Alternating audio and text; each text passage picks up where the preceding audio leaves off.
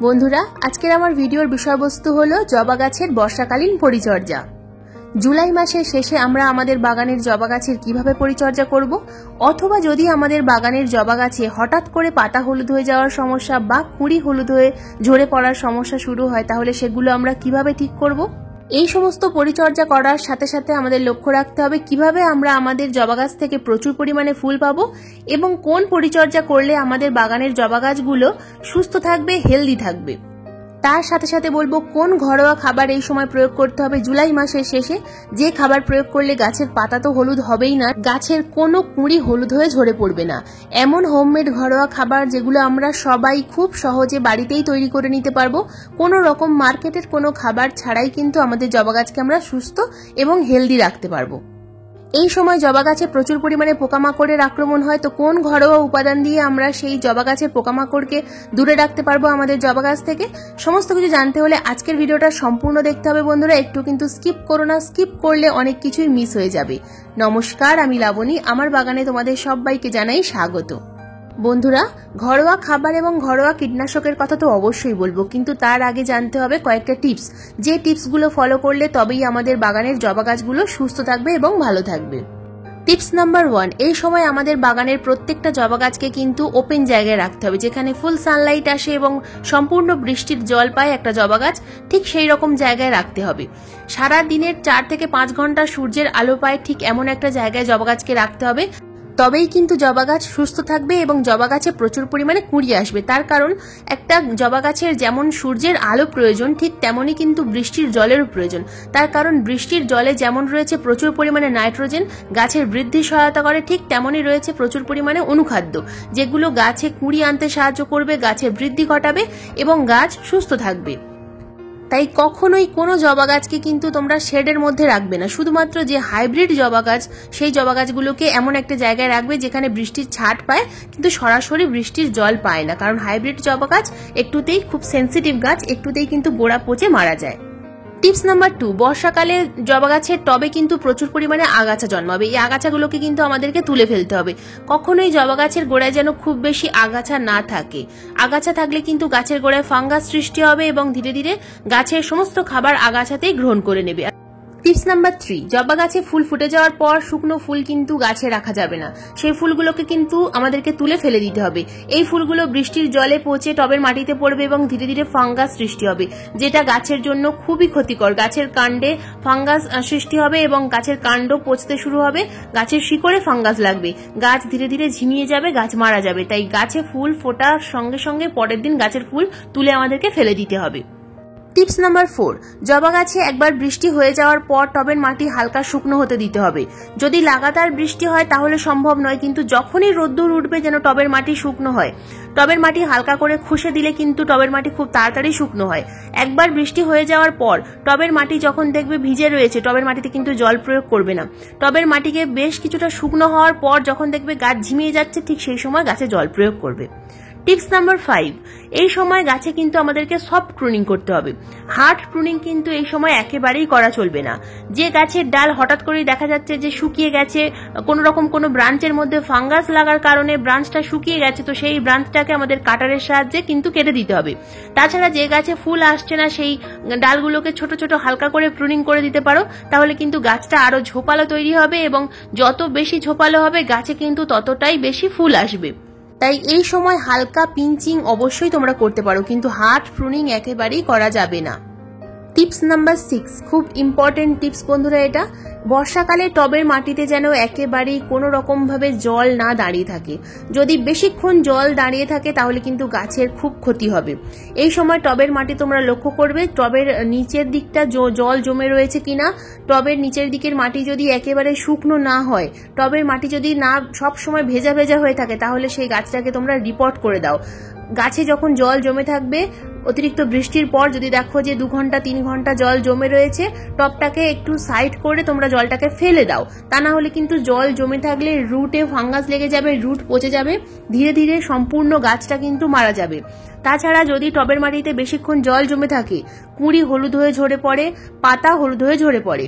বেশিক্ষণ জল জমে থাকার কারণে টবের মাটি থেকে কোনো রকম কোনো খাবার কিন্তু গাছ শিকড় ওপরের দিকে পৌঁছাতে পারে না, যার ফলে গাছ কিন্তু আয়রন, ম্যাগনেসিয়াম এগুলোর অভাব, নিউট্রিয়েন্ট ডেফিসিয়েন্সির কারণেও কিন্তু এই গাছের পাতা হলুদ হয়ে ঝরে পড়ে। তাই ড্রেনেজ সিস্টেমটা এই সময় সঠিক করতে হবে। যদি ড্রেনেজ সিস্টেম সঠিক না থাকে তাহলে কিন্তু গাছ কোনো রকমভাবেই খাবার আমরা যেটা প্রয়োগ করছি সেটা গাছ কিন্তু গ্রহণ করতে পারবে না। ধীরে ধীরে গাছের শিকড় শুকিয়ে যাবে, পচে যাবে এবং গাছটা সম্পূর্ণরূপে মারা যাবে। তাই বর্ষাকালে যদি দেখো যে কোনো গাছের টবের মাটি একেবারে ভেজা ভেজা হয়ে রয়েছে, সেই টবটাকে তোমরা কিন্তু চেঞ্জ করে ফেলো। টবের ড্রেনেজ সিস্টেমটা সুন্দর করে তৈরি করো এবং গাছটাকে নতুন করে প্রতিস্থাপন করে দাও। গাছ কিন্তু বেঁচে যাবে, তা না হলে কিন্তু গাছ ধীরে ধীরে মারা যাবে। টিপস নাম্বার 7, এই সময় যেহেতু বাতাসে ময়েশ্চারের ভাগ বেশি রয়েছে সেই কারণে গাছে কিন্তু প্রচুর পরিমাণে পোকামাকড়ের আক্রমণ হয়। সাদা সাদা যে রঙের দেখতে পাচ্ছ এই পোকাটা, এটা হলো মিলিবাগ। এই মিলিবাগ কিন্তু এই সময় গাছে প্রচুর পরিমাণে আক্রমণ করে। তাছাড়া এই যে জাপ পোকা দেখছো অ্যাফিডস, এটাও গাছে প্রচুর পরিমাণে আক্রমণ করে। প্রত্যেকটা পাতার তলায় বা পাতার উপরে এই মিলিবাগ এবং জাপ পোকার আক্রমণ প্রচুর পরিমাণে দেখা যায়। ঘরোয়া একটা রান্নাঘরের উপাদান দিয়েই কিন্তু আজকের এটা আমি পরিচর্যা করব। দেখো আমার হাতে রয়েছে বেকিং সোডা। বন্ধুরা, এটা কিন্তু বেকিং পাউডার নয়, এটা বেকিং সোডা। বেকিং সোডা আমাদের প্রায় সবার রান্নাঘরেই থাকে। তো এই বেকিং সোডা 4 ভাগের 1 ভাগ, একটা চামচের 4 ভাগের 1 ভাগ একদম সামান্য পরিমাণ নিয়ে আমরা 1 লিটার জলে গুলে গাছে খুব ভালোভাবে ফোর্সের সাহায্যে কিন্তু এটা স্প্রে করতে হবে। স্প্রেয়ার বটল প্রয়োজন বন্ধুরা এটার জন্য। স্প্রেয়ার বটলের সাহায্যে করলে তবেই কিন্তু এটা যাবে। তো এটা বেকিং সোডার ফলে শুধুমাত্র যে চলে যায় তা নয়, মিলিবাগ কিন্তু মারা যায় আর গাছে ফিরে আসতে পারে না। তো যদি দেখো যে প্রথম দিন যাচ্ছে না, বিশেষ করে মিলিবাগ চলে যায়, কিন্তু এই যে অ্যাফিডস বা জাপ পোকা এটা কিন্তু অনেক সময় গাছের পাতায় লেগে থাকে। তো পরপর লাগাতার 2-3 দিন এটা করতে হবে, তাহলে কিন্তু তোমরা খুব ভালো রেজাল্ট দেখতে পাবে। তবে এখানে কিন্তু একটা শর্ত রয়েছে, এটা বিকালবেলা অথবা সন্ধ্যার সময় করতে হবে। তাছাড়া খুব সকালবেলা রোদ্দুরে কিন্তু একেবারেই এটা স্প্রে করা যাবে না, তাহলে কিন্তু গাছের পাতা জ্বলে যেতে পারে। তাই খুব সাবধান। আর এরকম একটা স্প্রেয়ার বটল তোমরা হাতের কাছে রাখবে। স্প্রেয়ার বটলের সাহায্যে স্প্রে করলে তবেই কিন্তু এই পোকামাকড়ের হাত থেকে আমরা রক্ষা পেতে পারবো, কারণ স্পিডের সাহায্যে এটাকে স্প্রে করতে হবে। তবেই কিন্তু এই পোকামাকড়ের আক্রমণ থেকে আমরা দূরে থাকবো। দেখো গাছে এটা স্প্রে করার পর গাছে কিন্তু একেবারেই কোনো রকম কিছু পোকামাকড় আর দেখা যাচ্ছে না। তো তোমরা একবার স্প্রে করে দেখো, খুব ভালো কিন্তু রেজাল্ট দেখতে পাবে।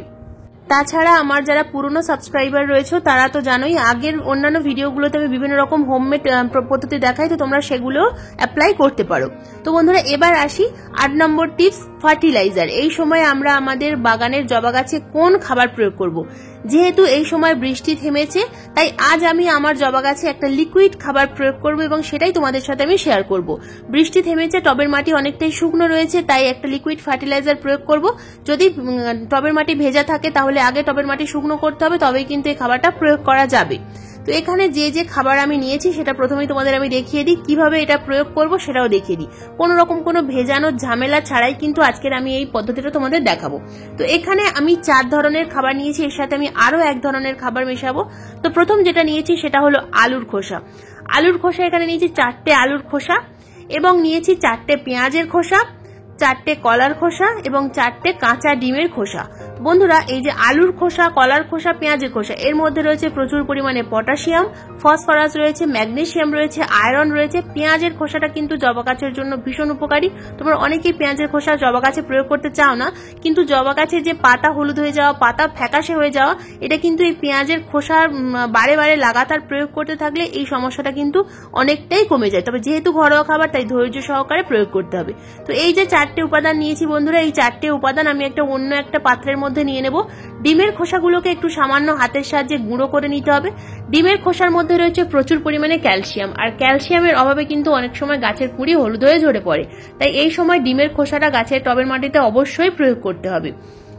বাদবাকি যে উপাদানগুলো রয়েছে সেগুলো আমি কিন্তু দিয়ে দিলাম এই পাত্রের মধ্যে, এবং এর মধ্যে দিয়ে দেবো আমি 5 গ্লাস জল। 5 গ্লাস জল দিয়ে এই যে উপাদানগুলো রয়েছে এগুলোকে আমি কিন্তু ফোটাবো। কারণ যেহেতু বৃষ্টি হচ্ছিল, আমি ভিজিয়ে রাখতে পারিনি, সেই কারণে কিন্তু আমি এটা ফুটিয়ে নেব এবং তাড়াতাড়ি গাছে প্রয়োগ করতে পারবো। তো এর সঙ্গে আমি যে আরেকটা উপাদান নেব সেটা হলো চা পাতা। বন্ধুরা, চা পাতা কিন্তু টবের মাটিকে অ্যাসিডিক রাখে এবং চা পাতার মধ্যে রয়েছে প্রচুর পরিমাণে নাইট্রোজেন। তাই চা পাতা আমি এখানে 1 চামচ মিশিয়ে নিলাম এই খাবারগুলোর সঙ্গে। তো খুব ভালোভাবে আমি কিন্তু এটা ফুটিয়ে নেব। 15 মিনিটের জন্য আমি এটা গ্যাস ওভেনের মধ্যে উপরে রেখে দিলাম এবং 15 মিনিট ভালোভাবে খুব ভালোভাবে ফুটিয়ে নেব, যেন এই যে খোসাগুলো নিয়েছি এর যে নির্যাসটা রয়েছে সেটা সম্পূর্ণ জলের মধ্যে চলে আসবে। তো এবার একটা অন্য পাত্রের মধ্যে আমি এই জলটাকে ছেঁকে নেব, কারণ এই যে খোসাগুলো রয়েছে এই খোসাগুলো আমি টবের মাটিতে প্রয়োগ করব না। বর্ষাকালে কোনো রকম কোনো খোসা প্রয়োগ করা যাবে না, তাহলে কিন্তু টবের মাটিতে প্রচুর পরিমাণে ফাঙ্গাস ও ব্যাকটেরিয়ার আক্রমণ হবে।